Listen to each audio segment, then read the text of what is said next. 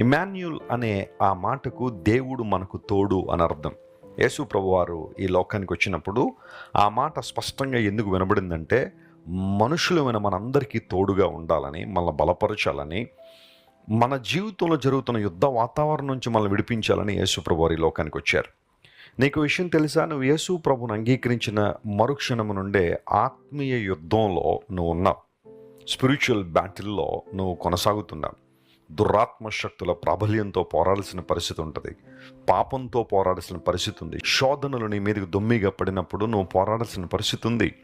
లోక సమాన వ్యక్తులు నిన్ను ఇబ్బందులకు గురి చేయొచ్చు. క్రీస్తు యేసునందు సద్భక్తితో బ్రతుకును ఉద్దేశించేవారు హింస పొందుతారని.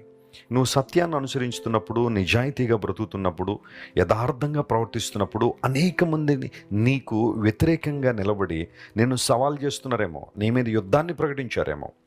అప్పటిదాకా బాగున్న వాళ్ళే, అప్పటిదాకా అన్నీ మంచిగా ఉన్నవాళ్లే అకస్మాత్తుగా నీకు ఎదురు తిరిగి నిన్ను సమాజంలో ఇబ్బంది పెట్టాలని, చెడ్డ వ్యక్తిగా చిత్రీకరించాలని చాలా ప్రయత్నాలు జరుగుతున్నాయేమో. ఆ సమయంలో కృంగిపోవడం సహజమైనప్పటికీ ఈ వాగ్దానాన్ని క్లెయిమ్ చేసుకో. వారు యుద్ధం చేస్తారు. యుద్ధ పరిస్థితులు ఉంటాయి, పోరాటాలు ఉంటాయి, కొన్నిసార్లు కలహప్రియులు మన చుట్టూనే ఉంటారు.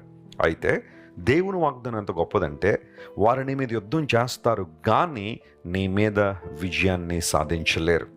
ఎంతోమంది భక్తుల జీవితాలు ఈ అనుభవాన్ని మనం చూస్తాం. గొల్లియాతు సవాలు చేసినప్పుడు దావీదు దేవుని కోసం నిలబడ్డాడు. గొల్లియాతుకు దావీదుకు అసలు కంపారిజనే లేదు, వారిద్దరికీ పోలికే లేదు.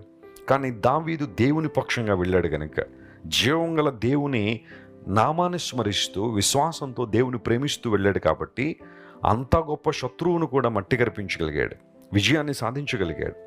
ఆ ఇబ్బంది లేదా ఆ శోధన దావీదును ఆధ్యాత్మికంగాను మరియు అతని జీవితంలో మరొక మెట్టులను నడిపించింది. దేవుని బిడ్డ విను, ఈరోజు నువ్వు ఏ పోరాటం అయితే చేస్తున్నావో, ఏ యుద్ధాన్ని అయితే చేస్తున్నావో, అది నిన్ను పడగొట్టడానికి కాదు, లేదా నిన్ను నాశనం చేయడానికి రాలేదు. నిన్ను ఆధ్యాత్మిక జీవితంలో మరొక మెట్టులోనికి నడిపించడానికి, నీవు నీ జీవిత యాత్రలో మరొక ఉన్నత స్థానాన్ని చేరుకోవడానికి ఆ సమస్య ఒక మారు రూపంలో వచ్చిన దీవెనగా నువ్వు భావించగలిగితే ఆశ్చర్యకారాలు చూస్తూ అద్భుతాలు జరుగుతాయి. దేవుడు అదే వాగ్దానం చేశాడు. వారు యుద్ధం చేస్తారు నీ మీద, కానీ విజయం మాత్రం నీదే.